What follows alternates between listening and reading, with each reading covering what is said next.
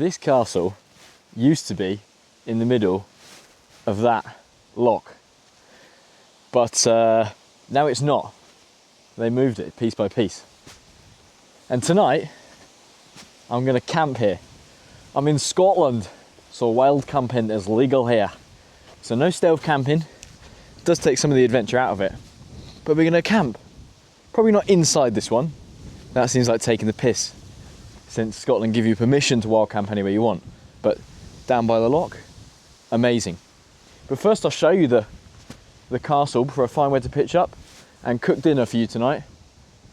Mac and cheese, easy one mate, can't go wrong, so I'll give you the how-to later. Check this out. I'm so happy because life is so easy now that we can camp wherever we want. If you've been following along our wild camping road trip around the UK, last night we actually got permission to camp in the highest fort on all of Hadrian's Wall in Northumberland. But now I'm going where no Romans did, past Hadrian's Wall into Scotland. That's not strictly true, but for the sake of the video you can play along. And look at this, this castle is pretty much round. It's like, it's polygonal would be the word, not polygonads, that's multiple balls. It's got 11 sides. Why would you make the world's largest UFC cage fighting cage here? Well, they built it on an island and it was made to be the shape of the island. But they had to move the island, as I said, because they turned the Loch Doon into a reservoir for a hydroelectric scheme. So they raised the water level by diverting another stream into the loch, and that meant the water level went up by 10 meters. So instead of just submerging this, in 1935, they labeled every brick from the main structure. We'll start here. 1, 2, 3, 4, 5. I can't go any higher. I'll have to take my socks off and start using my fingers, my toes. And they moved it piece by piece onto this island. They left some of the things, apparently some of the cores, so maybe some of the things that would have like been in the wall supporting it. And they left some structures that weren't originally built, but all of the parts of it that were built in the early 13th century were moved here. And it was built in the middle of this loch. Look at the view here. It was built in the middle of this loch to protect the Carrick region when Scotland was more tribal and clan-like. The drive here on these roads was absolutely insane. All the way through the Galloway forest. Not Galway, that's Ireland. Galloway, that's what Ed Sheeran would have sung about if he'd been drinking whiskey instead of Guinness. The drive here was amazing, amazing forests. And this reservoir itself was formed post Ice Age when like glacier melted, which is something that happens, well, to me it seems like it happens more often than you think, because I know one of my favourite places in the whole world, Cwmidwell in Wales, was also formed by glacial snowmelt and used to be like a big glacier, and now it's not. I'm hoping tonight it's not as cold as the Ice Age, but I have got my base layers, base and born, back in action. It was built after 1275, but in the first half of the 14th century, and they successfully defended against the Brits, well, the English, in the mid 1300s. However, that didn't last long because King Charles's men burnt the castle down when it was on the loch in the 1500s. And the ownership of the castle changed multiple times until it kind of fell into disuse. Actually, a lot of the stone that's missing, I think, was taken in the 1800s to build a shooting lodge nearby. But it is so cool. It's a very small castle. the fact it used to be on the lake, on the loch, sorry Scottish people watching, makes it so much more special. So let's go down closer to the loch and see if there's a flat piece of grass to pitch up on. This would be perfect, wouldn't it? But it seems like taking the piss. Hey, I can't, look. I hate this. You're given the privilege to legally camp wherever you want and people still litter. It's unacceptable. Whenever you go out and do go out and get out into nature, take your stuff home with you. Oh my God. Right, let's go down by the loch and see where we can sleep for the night. There's even bins right outside it. They do everything to make it easy and still you can't bother. There's the Beamer. She hasn't got a name yet. Comment what you think we should call her. I'm willing to accept suggestions. I haven't thought of something fitting for her. And we're sort of well into the trip now, so she should have a name. She's been through the wars now. She's been smeared with quite a lot of farmyard dirt because we had to park on a decent bit of farmland, and I did a burnout in a pretty serious cow pat. So, but otherwise she's all good. Oh, and if you follow me on Instagram, you will have seen my ingenious solution to temporarily stop the roof leaking. But otherwise, no problems. There's a little rattle coming from the exhaust, but it just makes it sound better. I think there's something loose on it. But yeah, and if you're wondering, I'm getting between 26 and 31 mpg, but I do drive a bit like a granddad. The smaller the path, the more promising the camp spot. I want to show you the old site of Loch Doon Fort. So I think I can see it from around the corner. But somewhere down by the water would be a super cool camp spot, even if it wasn't flat. Here could be a very good place. But you can't, oh there you go, you can see the Loch Doon, that's where it used to be. So they didn't bring all of the rocks, but they did bring a good number. Surprisingly nice beach. I feel like I'm in Marbella, but someone turned the heater off. Clearly people have camped here before, but if it ain't broke, don't fix it. Couple of tents just here. They do, to be honest, probably have the best spot, but I think where I just walked past is probably our second best bet, short of sleeping just here, but it is a bit on a slope. Oh my God, it's so beautiful. Wild camping on Scotland is just easy mode because it's allowed. So there's no, you don't have to worry as long as you can get there. It's no problem. Hiya.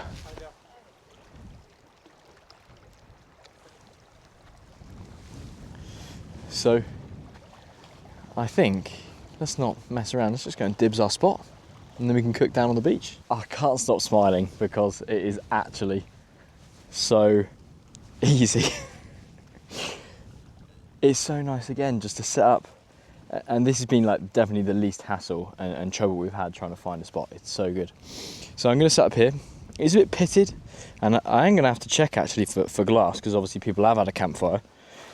Could do without my 37-pound sleeping pad being punctured. And then as dusk falls, War of the Midges will commence. Last time I camped at a reservoir was Lake Vyrnwy in Wales, and Liam quit the camp because there were that many midges. It was borderline unbearable. But I've been doing two things. Well, first of all, I've got deep insect repellent, heavy duty. If it's good enough for the deepest, darkest Peru, the depths of the Congo, then it's good enough for Loch Doon. And also, I've been taking vitamin B. I've been taking high-strength vitamin B for about 4 days. Apparently, mozzies and midges don't like it, so it'll be a good test because I haven't told Liam, who's coming later, about it. And I told him I was doing an experiment, but he'll find out in due course, and that he's part of it, but he hasn't had to do anything to be part of it. So if he gets swarmed by midges and I don't, then we'll know vitamin B works. But if you have got any anti-mozzie, anti-midge tips, please drop them down below, because I need all the help I can get. It was unbearable. 2 nights in a row in Wales, just swarmed by midges. If you haven't seen them, check out the video. And if you do like it enough to check out the other ones, then please like this one and subscribe to see what I cook for dinner next time and where I cook it. Liam will no doubt complain that I haven't left him enough room and that I always camp too close to him, which is true. But for the record, I'm partially on a rock here that I've used to fill in a crater because I want to make sure he's got an area. And as he's getting here late and he's done like loads of walking, because he went around like this abandoned air base with old like fighter jets. He's knackered because he had to walk for like, sounds like a couple hours through a bog. So I have left him the flatter area. So Princess and the Pea should hopefully sleep well. Just for the record, I want you all to know that. That's my bit of virtue signalling done today, until I start picking up litter on camera. I haven't checked the weather forecast because I'm camping anyway.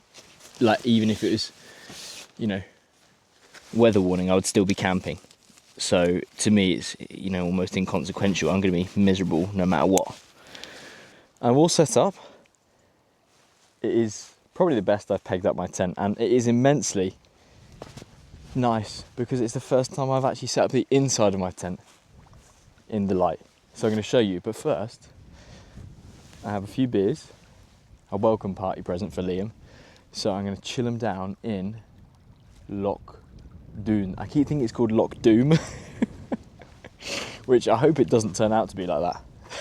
Hopefully the weather doesn't get that bad. So I'm going to chill these down, and then I'll show you the inside of my tent. Hopefully my impromptu beer fridge works. So this is my setup. My tent is a Nature Hike Cloud Up 2. I think that was like £110 or 100 and something like that. I got it slightly reduced because it's green.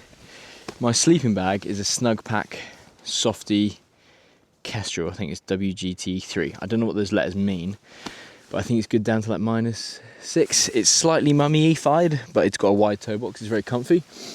My pillow is just a basic one off Amazon, top one off Amazon. I think it was like definitely less than £15. I think it was about £8. And this is my sleeping pad. This is the Best Way sleeping pad. Not the best way to do it, but it's £37 and it's got a very good R rating. And I'm not an expert in this, but R rating is how much like thermal insulation you get off the floor. So this is good down to pretty much any conditions. I think it's, you know, just as good as any Thermarest, to be honest.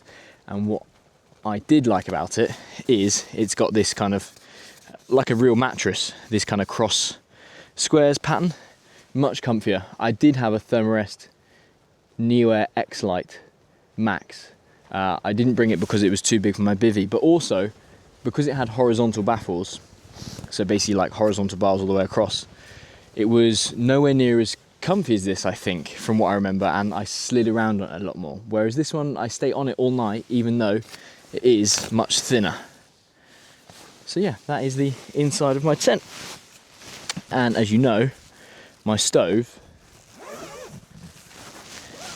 is an MSR Whisperlight Universal, which is hugely overkill for what I'm doing. But as I got it for a round the world motorbike trip, which I'm still planning to do, I wanted something that could run off unleaded fuel. And as it goes, it's been super convenient because you get unleaded fuel anywhere, especially if you drive around in the car. So I haven't had to go to any like camping shops. I think Liam is about half an hour away now. So I'm going to make a big portion of mac and cheese. My pan has recovered from yesterday's incident, which is good. Now, what I'm going to do is I'm going to do it all in one pot. But I'm low on fuel, so I'm going to prep the. It's a pretty basic one, but I'm going to prep the base. So I'm going to do some chorizo. That's chorizo for your English viewers. A little bit of garlic with some oil, and then instead of using water, I'm going to put stock, because I don't have just loads of salt to salt the water for the pasta. I can put chicken stock in there, which should make it taste quite nice. And other than that, I've got mature cheddar, and of course I have macaroni for macaroni cheese. Not using any other pasta, that would be sacrilege. So before I start my stove and waste my fuel while I'm prepping, which is what I always do because I'm quite low on it, I forgot to fill it up, I'm going to prep the garlic and the chorizo.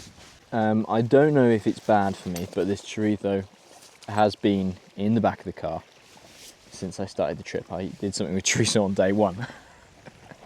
So comment down below if it's going to give me food poisoning, and then you will find out in the coming videos if you can eat car chorizo. I just dropped a clove of garlic in the sand, but as any alcoholic will tell you, there's nothing a little bit of beer won't fix. Look at that, pour one out for my brother. It's like it never happened. I've probably got a quarter of a bottle left, and I don't know how long that's going to last. It definitely needs to fill up. Hopefully it lasts long enough for macaroni cheese.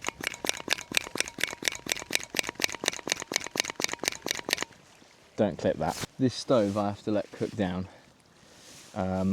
But while I do that, I will ponder how much macaroni I'm actually going to try and cook. Sorry, vegans of the channel, but you can pretend this is beyond chorizo, but that is one of the most beautiful things you can make, except for the fact I burnt the garlic putting the camera on because I lost concentration. But if anyone knows me, I can barely do one thing at a time, so 2 things at a time is far beyond me. Now, that is going in my prep tray. You don't want to use too much water because that is what helps create a rich sauce when you've got lots of starch. I think that's probably... We're hungry, we'll finish it anyway. So that's about half a bag, so that's more than enough. I'm also using, welcome to wartime Britain, evaporated milk. Because apparently when you're trying to create a very rich and creamy, minimal ingredient macaroni cheese, that is what you use. This is not my recipe. I'm using one from Serious Eats because ironically I never really cook macaroni cheese. I'm just doing a little bit of a modification on their 3-ingredient one. I've just crumbled in an OXO brand stock cube. Other brands of stock cube are available, but why would you use them? I'm using a stock cube because it's like cubed salt that's chicken flavour also, because I'm not carrying around a tube of salt. I've got a seasoning mix that I've made at home and brought with me, and then some stock cubes just for good luck. Now I'm going to prudently prepare my wartime evaporated milk, but no can opener. But as they say, no hope in hell, op in hell. And I've got my knife, and I will now stab myself in the process of opening the can of evaporated milk. Have to go to A&E and then end the video here. Sorry Dad if you're watching, and Mum, but I'm sure I've been taught how to open a can with a knife before, but you know, there's something about stabbing metal on metal that just really just you can't beat. It's so relaxing and peaceful. It's such a nice noise, and the jeopardy of stabbing yourself is also just so relaxing. So the macaroni is cooking now, and it is boiling. It's gonna be very starchy, and you need to cook it till it's like half done, al dente. It's not quite there yet. Then you're gonna add the evaporated milk and the cheese. But what I've realised is I don't have a cheese grater, and I didn't buy grated cheese, even though I know we can, because they have that powdery stuff on it is an anti-caking agent to stop it sticking to each other in the bag. But that means it doesn't melt as well, and it doesn't go like stretchy and stringy. So I'm gonna have to slice this quite quickly. Now, pasta's pretty much there. So I'm gonna pour in about half of the condensed milk, evaporated milk, because I've never used evaporated milk, to be honest. I don't think ever. So I'm not sure how much to add. I don't like runny sauces. It is starting to stick to the bottom of the pan because the stove, as you know, has 2 settings, hot and too hot, and currently it's stuck on too hot. I've just had the evaporated milk in there for a couple minutes. It's already starting to thicken. It tastes very milky so far. Now I'm going to put in the cheese, which I've cubed. I've lost quite a lot of it already. Some of it's gone in the sand. I feel like that adds character. And if Liam asks why it is crunchy, I'm just going to tell him it's loads of black pepper in there, and I don't think he'll be able to tell the difference. It's mature cheddar, as if there is any other type of cheddar that is anything less than mature. Oh, English people don't use any seasoning in their food. We do actually, look. Evidence. It's not very much because I've run out. That's how much I've actually used, is that I've run out of seasoning. I've used so much. I'm going to add a few slices of plastic American cheese, which American viewers will just know as cheese. because it is not got that fake colour, which I think makes macaroni cheese quite nice. And this should also add a little bit of stretch to it and a little bit of microplastic, which is always good because I love it when my food comes individually wrapped in a thin layer of plastic. There is at least half a block of cheese in here, quarter of a block of cheese per person for those of you doing the maths. Liam's 5 minutes away, it's almost perfect timing. Time to put our chorizo and our garlic back in. And then we're going to mix it around. That's going to give it a good colour, I think, actually. The only thing I would have changed about this at this point is to have extra mature cheese. Okay, I seriously have to stop with the cheese, otherwise I will give myself a heart attack. Dinner's ready. It doesn't look amazing because it's macaroni cheese, but honestly, I've got to tell you, that's probably the best thing I've cooked, at least the most tasty so far this whole trip. That's unreal. And so is the view. What a combo, oh my God. Get down here, it's still hot, bro. It's literally, I think this is the best thing I've cooked this whole trip. What's up, gang? The vlog niche. Oh, you happy with the portion size? Yeah. Yeah, see, half a pot. Thank you very much. No pressure. Oh, bro. You guys got no idea how hungry I am right now. No way. It's good, isn't it? How did you make this? I use like it's got a week old car chorizo in it. This is banging. You've sounded like, on the phone, you sounded like so done. I was like, God forbid if I make a small portion of food, I'm going to be drowned in the lake. Hang on, I've got something else for you. Uh-oh. Oh, I got a Guinness as well. No way. This is delicious. Sam did very well. Cold beer? Load me up, son. They're actually cold as well. What is this, honeymoon ski? Thanks, bro. I'm going to treat you like it is. They actually are cold. Huge W. I did miss you though. Yeah. I didn't have a can opener, I could have done with yours. True. Liam has spilt Guinness all over himself in his tent, and it is pretty dark out. So I think it's time for me to hit the proverbial hay. So I will see you in the morning and show you the view I've got out the front of my tent.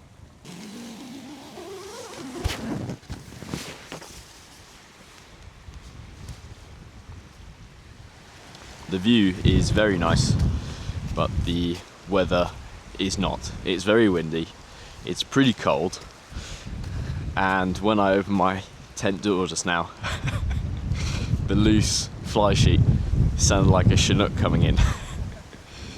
There are the two tents, braving in the wind.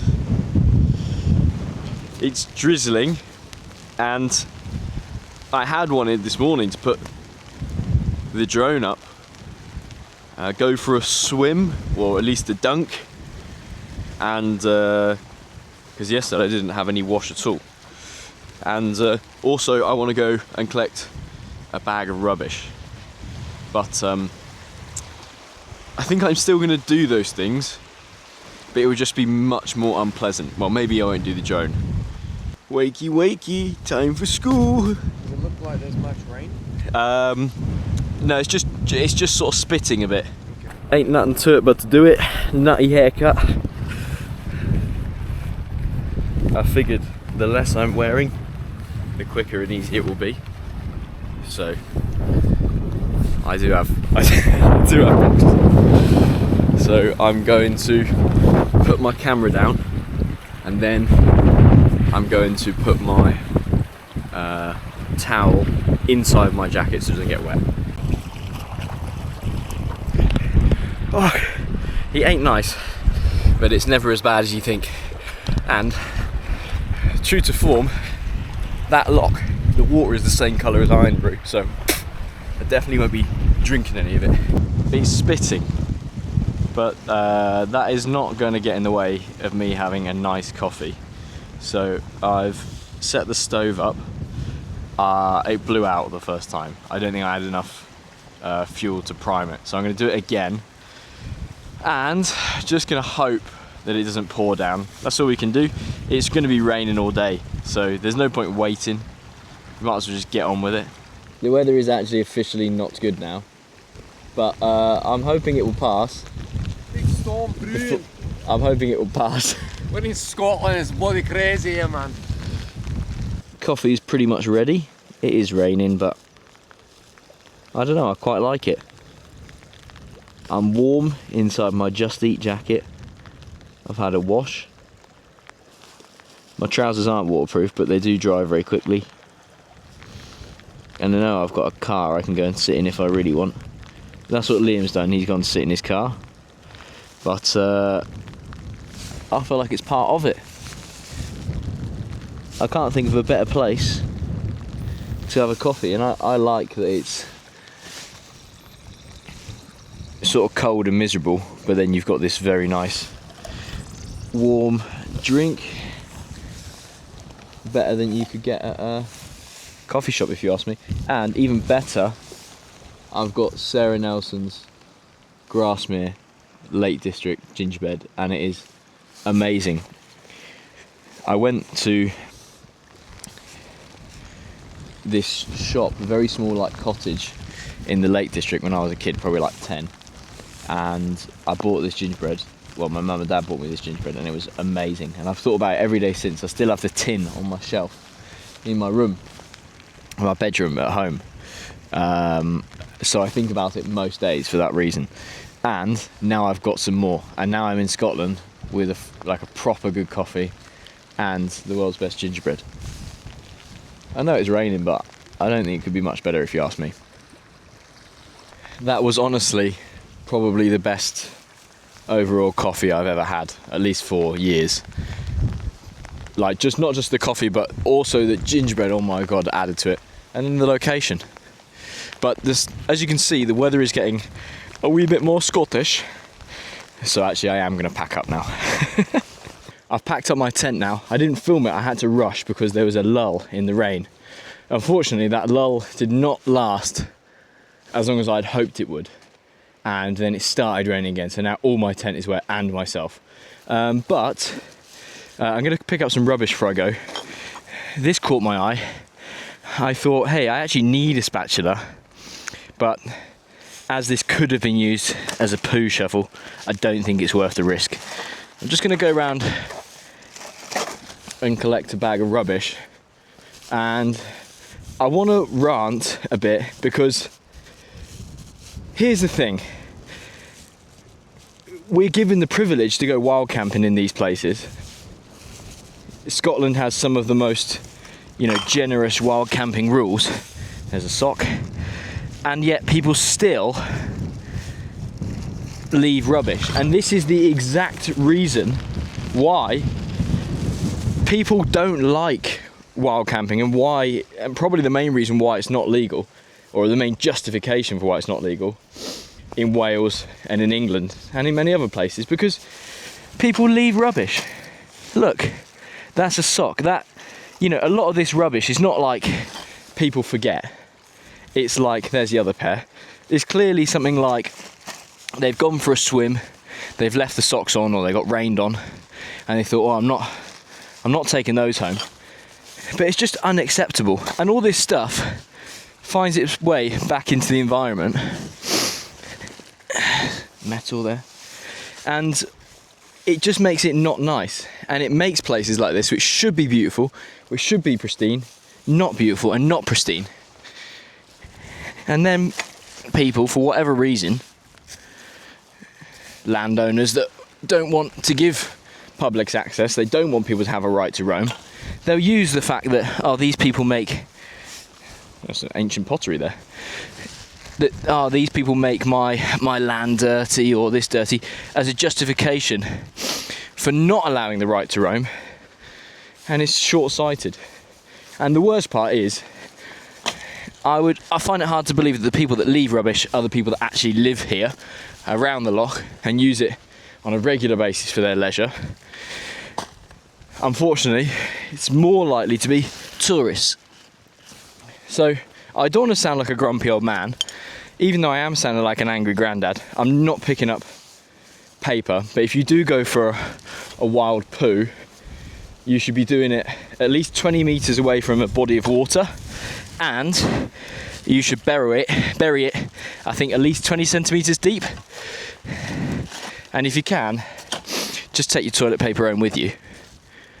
Obviously, I do think that's pushing it. I've got like a portable bidet thing that you just strap on the top of a water bottle. Culo Clean, a knockoff version. But yeah, so I'm just gonna go along and pick up most of the rubbish that's not toilet paper. It's like, come on, there's even fishing wire here. This fishing wire, this plastic will never break down. Cigarette butts, I think it's between 20 and 100 years. You know, these cans, they've just chucked them on the fire. That's not gonna do anything to them. They're still eventually gonna blow into the ocean. That's a risky one. That could be a nappy. Holy fook.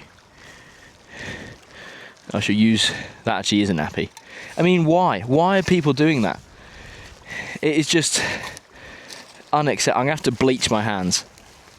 But it pisses me off. It actually pisses me off. And when you go camping, you don't want to see shit everywhere. That's why you go. You go because you want to get away from all the signs of people, and yet we're trashing it. It's just not on. And don't burn it. Don't like, I'll burn it. I'll put it on the campfire so it's gone. No, just take it home. Put it in the recycling. You know, I've just walked from those rocks there. I don't know if you can see the tents, but some other people's tents. I didn't even walk that far. Just literally from here, around here. And okay, some of the beer bottles and stuff are mine, but I've still got half a bag of rubbish. It's unacceptable. It is entitled, it is lazy, and it is just irresponsible and disrespectful, not just for the environment, but for the next person that comes here. Guys, and the irony is, if you're watching this video, you're probably not the kind of person that's going to leave it, but you are probably the kind of person who goes camping more. So even if it's not your rubbish and you see it, just do 5 minutes before you leave. Just pick it up. You're going to have rubbish to take with you. Just grab a couple of things. You know, I get it, you don't want to get your hands dirty. Bring a pair of plastic gloves with you or something, with disposable gloves. Just go and pick some stuff up, or use an old wrapper as a condom for your hands. Pick it up and wash your hands and take it home. There are bins in the car park. It's just mind-blowing to me. I've just pulled this bit of plastic, like melted off this rock, with like some guy lines, and there was tent pegs in there. That's someone who's come camping, enjoyed it, and then just burnt all their shit. That is mind-blowing to me. You could bring it here. You have the means to bring it here. You're not in a survival situation, you know, and then you've burnt it, and you've burnt it underneath a tree as well. It is just absolutely brainless. You know, don't get me wrong, I'm not an eco-terrorist. I've got an environmental background. I did marine biology. So, you know, I am passionate about these places, and I also understand that even a small impact can have a big impact in a small localized area. You know, it's the dosage, not the poison, as they say, but it's like, it pisses me off. So I'm not an eco-mentalist, you know, I'm driving around the country in an old petrol car, not the most fuel efficient, you know, not the best emissions, but, you know, I'm not a saint, but still, it's like, if you're going to come and enjoy these places, at least, you know, have the common decency to clean up after yourself. Guys, the weather has not got any better. If anything, it's got worse. I've been waiting around for a couple hours now, but I think I'm going to have to call it quits, which will explain the absence of drone videos in this video. But in the good news, when I went to get a coffee, I did meet the general of the Czech Republic Air Force, because apparently a Spitfire piloted by a Czech pilot crashed in this lake during training in one of the world wars, and they are unveiling a new monument to that pilot in memorandum of him. So there we go. It's at least there's a fun fact for you that watched all the way through the video. If you did watch all the way to the end of the video, please like it, please subscribe so you get the next one. I think I'm going to go and camp in an abandoned fortified mansion, which looks creepy as. So it's going to be my most scary place yet to camp. Liam's gone to a hotel, so I'll be solo for the next one. Thank you very much for watching, and I'll see you hopefully when it's dry in the next one.